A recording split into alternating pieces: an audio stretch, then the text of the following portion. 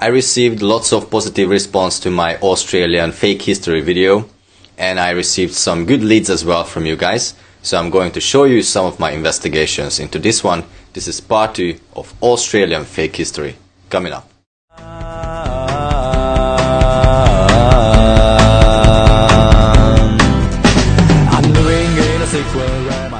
First of all, I want to thank you my 2 new Patreons, Elliot Fobo and Sylvia Keller. Thank you so much guys for supporting my work. Just to refresh our memory, I'm back to Australia.com, and here it is. A number of European explorers sailed to the coast of Australia, then known as New Holland, during the 17th century. But it wasn't until 1770 that Captain James Cook charted the east coast and claimed it for Britain. It was 770, and the new outpost was put to the use as a penal colony, and on 26th of January 1788 the first fleet of 11 ships carrying 1,500 people, half of them convicts, arrived in Sydney Harbour. Okay, so it's 1788 Sydney Harbour, that's when it started. And if you go a bit down on this page, you can read about the gold fever, 1851, New South Wales, and then Australia becomes a nation only in 1901. So keep these dates in mind as we go on and look at the different pictures and information. So let's go to my folder here, and I have this Australian too. So lots of people mentioned Melbourne to me, and one of them was Gillian, who actually sent me an email with some more specifics. So I want to give a huge shout out to Gillian. It seems like this is not working here, so I'm going to open it on my browser, and then I'm going to read it to you. So it's from Gillian, and he says, "Hello Barnabas, please check out Royal Exhibition buildings in Carlton, Melbourne, Australia. First we have electricity, and a building called Ripon Lea, and the Grand Hotel in a tiny village an hour and a half east from Melbourne. First we have electricity. All red brick bridge in Campbelltown, Tasmanian, St. Paul Church in Wangaratta, a small rural town in the northeast of Victoria, Australia. All had organs, all red brick. Very interesting, Gillian." Thank you, Gillian, again for your information. I checked some of it. I didn't check Ripon Lea, and I haven't found St. Paul's, Wangaratta. Maybe I didn't search in the right way. But anyway, I'm going to show you what I found. So if we go to Melbourne, first of all, Melbourne, Wikipedia, official story, right?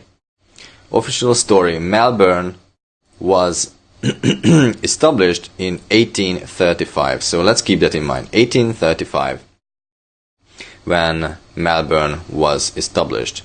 And here is a picture of Melbourne in 1862. So back to again Melbourne, 1835, and this is 1862. So it's about 27 years, right? If I am calculating it correctly. Maybe I'm not. I'm going to use a calculator here. So 1862 minus 1835. Oops, 1830. 1855. 1835. So that's 27 years, I was right. So after 27 years, you have this, right? You can even see it here, it's 1862, but it's like, even the title says 1862, Melbourne, from Prince's Bridge. And you have people walking on the street, and also horse buggies, and these buildings. 27 years, and they have all those buildings built up, and this church, right? Look at that church over here. And especially this church. I'm not sure the name of this church, but I mean 27 years to build this church. I'm not sure about that one. That looks a bit out of line to me. Now, the next one I wanted to show you is the Flinders Street Railway Station. And this is also in Melbourne. And apparently, this station, let me check. So apparently the first railway station to occupy the Flinders Street site was called Melbourne Terminus and was a collection of weatherboard train sheds. It was opened on 12 September 1854. And they are saying that this building is actually not the one that was opened in 1854, but we don't know. That's what they are saying, and the current building is apparently was designated in 1882, and then someone won the first prize. A railway employee designed this and got £500 first prize. I mean, you're kidding me, right? And the work began in 1900 and completed by 1903. 3 years it took. Let's look at this building, shall we? 3 years. So, you built this in 3 years. You are kidding me. And why do you build such a building for a train station, right? This is the usual Greco-Roman, so-called colonial building style, full of decoration, full of details. We don't build these kind of buildings in this kind of era at all. Most buildings are very simple. Look at what is behind. Everything is just simple, and although maybe tall and big, it's just very simple, not decorated. But this is showing an advanced civilization that was before us, and it was probably after the mud flood. Right? So let's look at this. I mean, you can't make this stuff up. You know, like, you make this for a train station, honestly? You must be joking. Okay, so I have to give privileges to this viewer, and then I will be able to see the next picture. Next picture, this is the front one. Frontal. Look at those details. Look at those details. For a train station. For a train station, right? Okay, so let's go back here. I went to Google Maps and I wanted to see it for myself because I was like, this is a bit funny here. And what I found, I was just like, let's walk around this. If we see any kind of weird things. And what is already weird here, there we go, back. What I found on Google Maps when I walked around in Australia, virtual tour, is that so many streets and so many buildings are renovated and reconstructed. I mean, there must be a reason to it, and I think there is. I'll show you what I mean here. So if you go further on this street, this is still the same station. I'm going to show you here.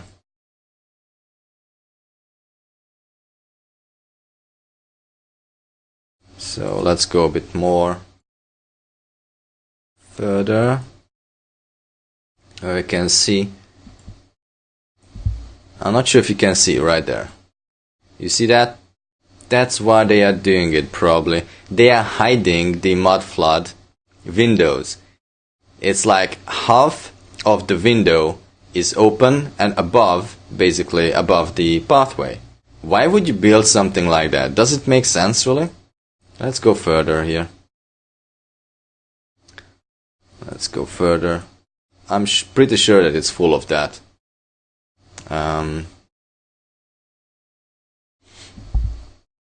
So I don't see more here. It's difficult to see, but you can see it right there. it's full of these windows that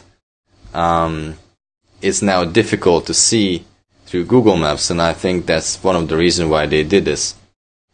But you can see clearly mud flood windows right there. The whole station is a mud flood building. So that's about that. So then further on, I want to go. I got this link from someone in the comments of my videos. And by the way, if you want to send me some links or leads or pictures or anything, it's better if you send me an email, because I don't have the time to go through all the comments. So, pictures of Melbourne in 1870. Keep in mind 1835 when Melbourne was established. So this is 70s, that means 35, right? 35 years later. 35 years later, you have this, okay? Post office building. 35 years you built this. You must be joking. These buildings 35 years later, and you have all these things set up just like that. An old church, 35. I mean, it's aged. You can see the age of it, right? And the old Gothic style church in the background, 1870s, all of that, right? So 35 years later, and they were able to build all this. It's really, really interesting. 35 years. No problem. Okay, so what's next? Let me check my... yeah, I've shown that one to you. And yeah, okay, Melbourne. I got also this link. And this is also Melbourne, 1889, right? 1889. So I'm going to use this calendar because it's much easier. So 1889 minus 1835. 54 years later of coming and establishing this town. This is a postcard, apparently. And we can see tram. Tram. It looks like electric tram. And look at these buildings. I mean, this is just crazy. What they did in 54 years. The whole city is built up. It's full of people. All of these decorations there, you know, it's just crazy. Crazy. Now, someone also recommended me to look into South Melbourne. So I came to South Melbourne, Wikipedia, and it seems like was established 1840, even though Melbourne was 1835. So around 5 years later, they say it's because of the Victorian gold rush, and it was like a tent city. And here is kind of a depiction of how it looked like, tents everywhere, and this is in the background looks like Melbourne, and this is South Melbourne. So I'm not sure how that worked, but and why couldn't they go in and just rent? But perhaps it was just much cheaper like this. So 1850s, they were still living in tents like this, and right after 1850, they built the South Melbourne Town Hall. And look at this. They built it in 1879, which means from the 50s, 1879, that's 29 years, if I'm correct. 29 years. So 29 years from here, they built this town hall in 1 year. 1879 to 1880. 1 year building this town hall, and I'm going to show you, zoom in so that you can see this building 29 years after the tent canvas town. This building, ladies and gentlemen, built in 1 year. Okay? All of that big pillars, all of these columns and the decoration. Look at this architecture. 1 year, And we have here the number 1879. So it's actually confirmed there. And the town of Emerald Hill. And this something else like this well is 1905. Again 1979. They built it in 1 year. Okay? All of that. Give me a break. Melbourne Royal Exhibition Building. Where do we have that? Royal Exhibition Building. So we are still in Melbourne. This is Royal Exhibition Building. Construction started 1879.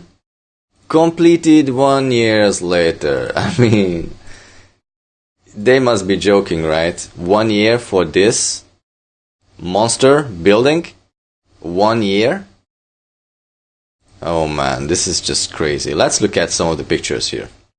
So, this is apparently the work of 1 year. Look at this construction. Look at the architecture. Look at the details. Right? 1 year. 1 year. Look at this inside. All the paintings, all the decoration from inside. This is the work of 1 year. That's what they are telling us, ladies and gentlemen. I mean, it's just so ridiculous, so ridiculous. And if we check the year, again, I'm using my calculator here. 1880 minus 1835. Just around 45 years later, they built this in 1 year. Okay, and then I went to tripadvisor.com and looked at some of these pictures here. And I went further and I saw this one and I was like, this looks like mud flood building. Can you see the windows right there? I can't zoom in unfortunately here, but you can clearly see it's like two different structures. You can even see that the bricks are different, and those mud flood buildings are like crazy stuff. Mud flood door, mud flood windows. So I was like, let's check it on Google Maps, and I came to this, and you can see it right there. It's built-in windows with bricks, and they are also like kind of hiding it, I guess. I'm not sure why they are hiding all of that. Do you have a guess? Well, I have a guess. So, but look at that. You can see all of those windows, you know, like this window. Like, why would you build such a window and then put bricks in it? It just doesn't make sense. All of that there. And further we can't see again because it's hidden, right? Just so that we can't make good research here. But there we go. This is the Royal Exhibition Building in Melbourne, and it's pretty good. I like it.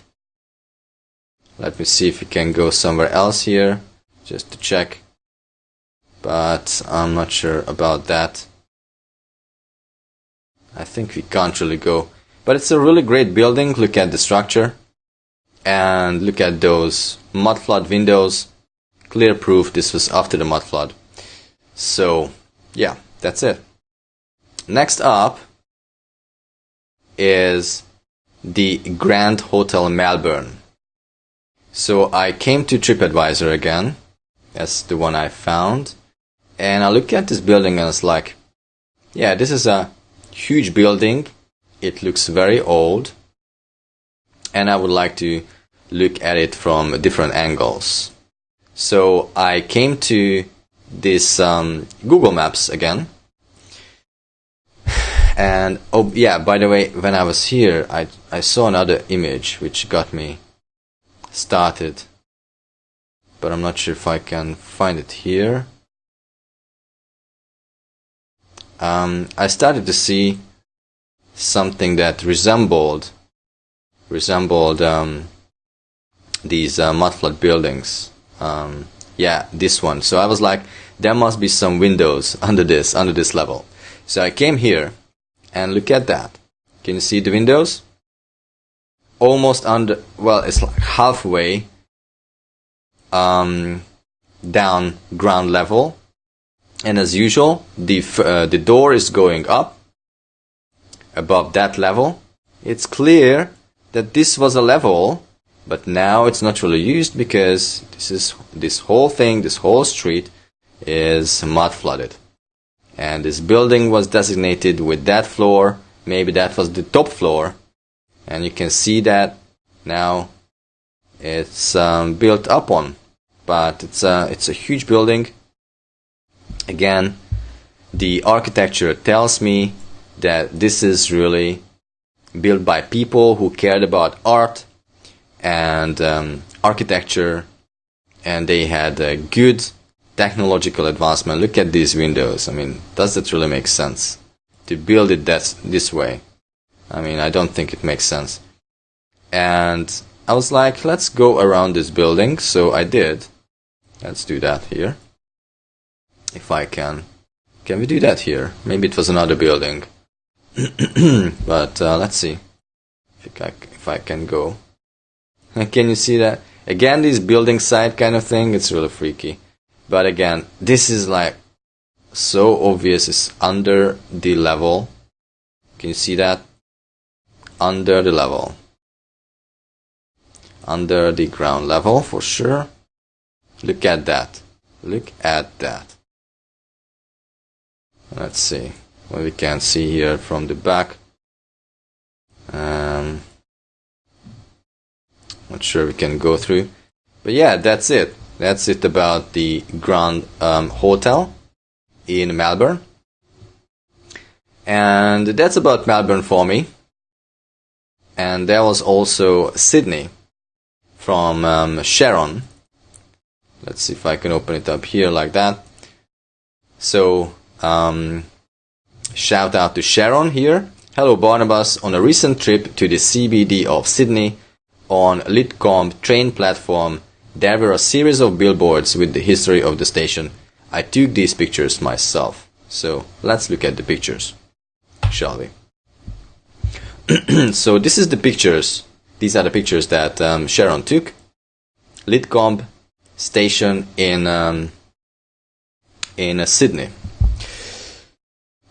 Lidcombe railway station, you can see that, and apparently it was 1855. You can even read, it's a good quality picture. The first line, on the 26th of September 1855, a single rail track opened between Sydney and Parramatta. Its route went through what is known as Lidcombe station.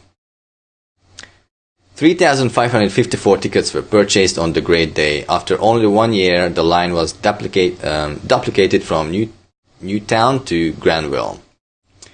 1858, Lidcombe station opens. In November 1858, present-day Lidcombe station opened as Haslam Creek Station. Local landowners had petitioned the government for a train station.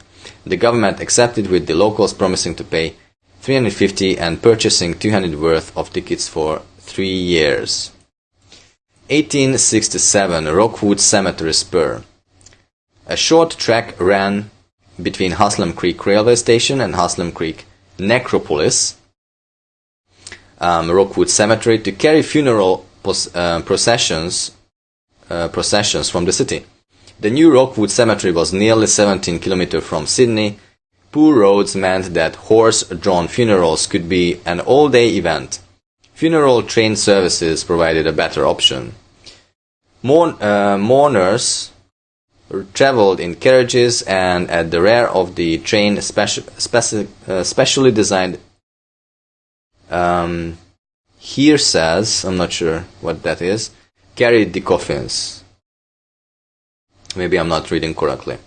Funeral trains could be caught at the mortuary station at Redfern. At pre-arranged station along the journey, the funeral train stopped to pick up family members and other mourners.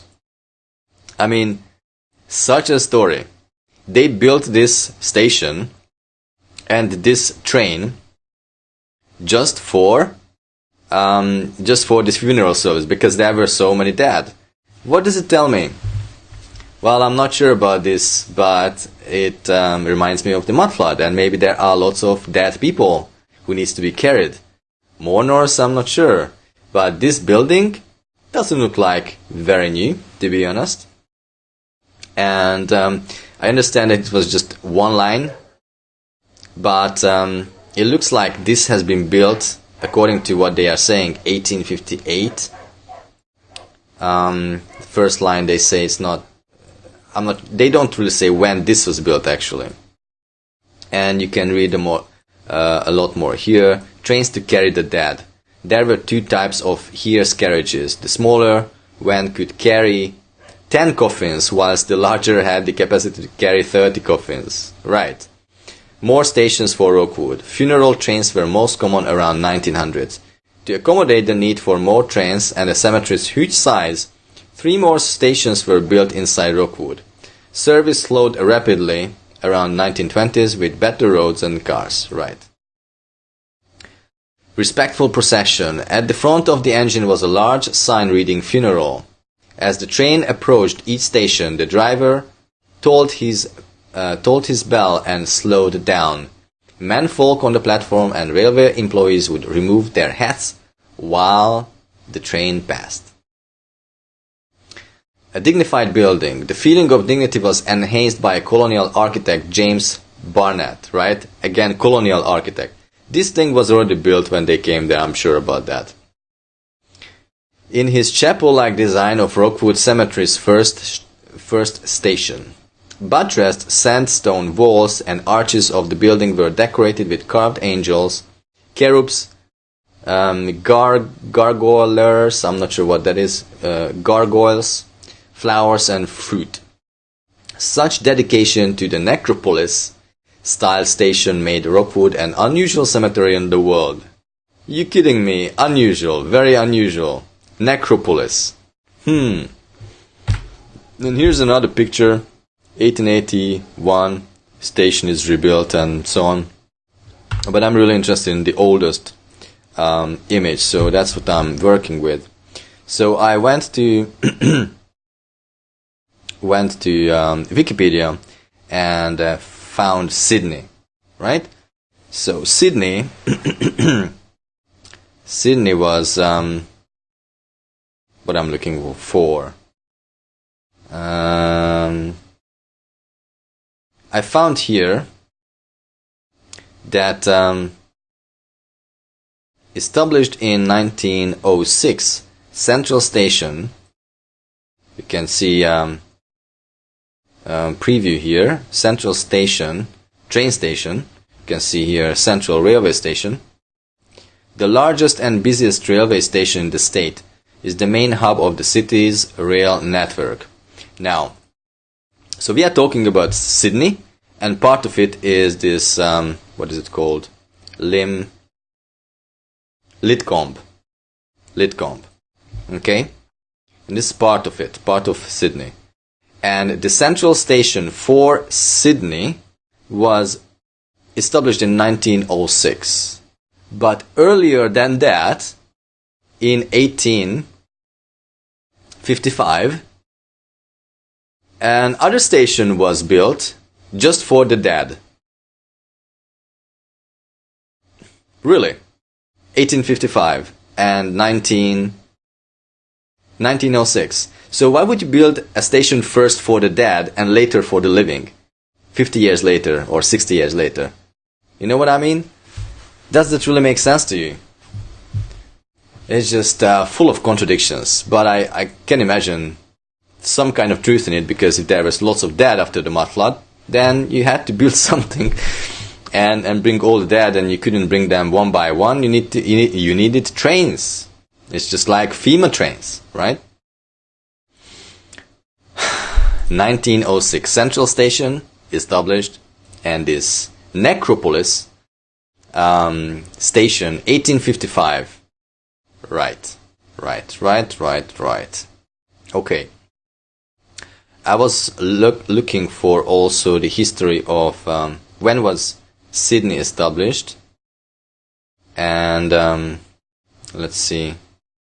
The first meeting between the native people and the British occurred 1770. James Cook, whatever, established a colony. 1786. Again, convicts came to Sydney. 1788. Yeah, I think that's what we read here. 1788. It was in Sydney Harbour, right? Something like that. Yeah, Sydney Harbour, 1788. So 1788. This is when they arrived to Sydney Harbour, and then I mean, it just doesn't make sense to me. The date 1788, and then 1855. You have the first train station in Sydney for the dead, and 1788, and it's quite late to build a train station for Sydney if they were already in the 1800s, 1700s already. It's like 120, 130 years. And only then, 130 years later, for the living, you build a central station. I mean, it just doesn't make sense to me. And I also went to Lidcombe to find out what it is. And it says Lidcombe is a suburb in Western Sydney, in the state of New South Wales, Australia, and it's located 18 kilometers west of Sydney, and but it's apparently still part of Sydney. So let's see what we can find here. History. Samuel Haslam owned various grants beside Haslam Creek from 1804. A railway station called Haslam Creek was opened in this area in 1859. So that's what they were talking about here. But they got the date a bit differently. It's 1858, it's 1859 here, no problem. And no word about 1855 when the first line opened. So, although it had not been intended to construct a station, but there were so many that we had to build something, right? At Haslam Creek, the then owner of the land where the station now stands, Father John Joseph Terry, together with nearby landholders, Potts and Black's land, agreed to pay $700 to enable its construction. Okay, so landowners 350 plus 200, it's 750. It's a little bit different story here. Similar, Haslam Creek was the site of the first railway disaster. Right, first railway in Sydney and the first railway disaster, 1858, which resulted in 2 deaths. When the necropolis opened in 1867, it was known as Haslam Creek Cemetery. So necropolis, I didn't know what is a necropolis. Necropolis is a large designed cemetery with elaborate tomb monuments. The name stems from an ancient Greek, necropolis, and it literally meaning city of the dead. The term usually implies a separate burial site at a distance from a city, as opposed to tombs within the city. So, let me get this straight. You open a train station in 1859, and the necropolis opened later, 8 years later. Wouldn't it be logical to have first a necropolis and then build a station? How does that work? You know, it was known as Haslam Creek Cemetery. Residents disliked the association with the burial ground, and in 1876 the suburb was renamed Rockwood from a title of a novel. I mean, these stories.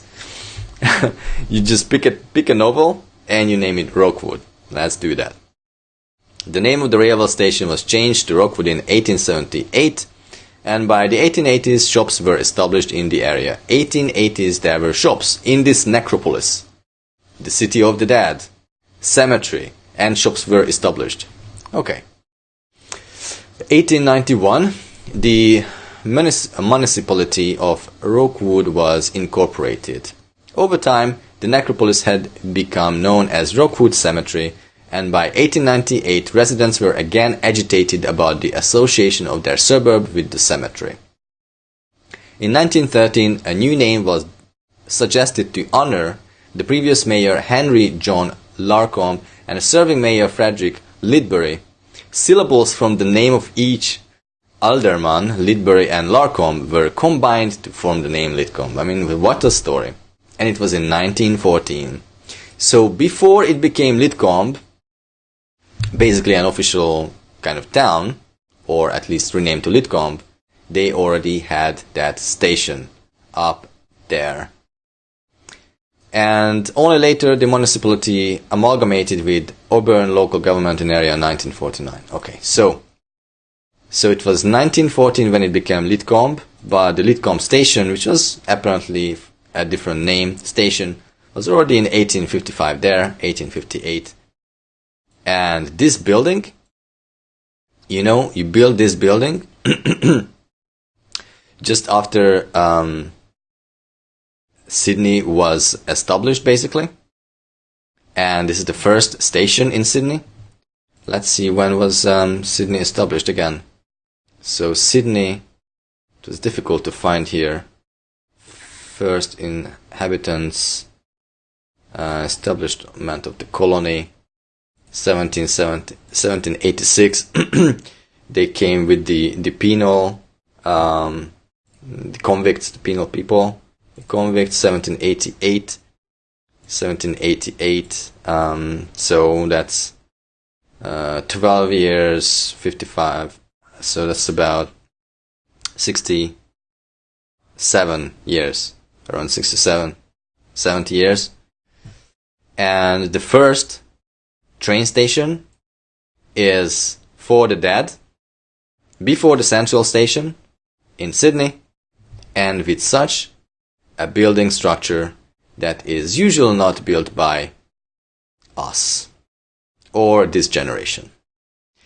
So anyway, hope you enjoyed this part 2 of Australian fake history, and see you on the next video.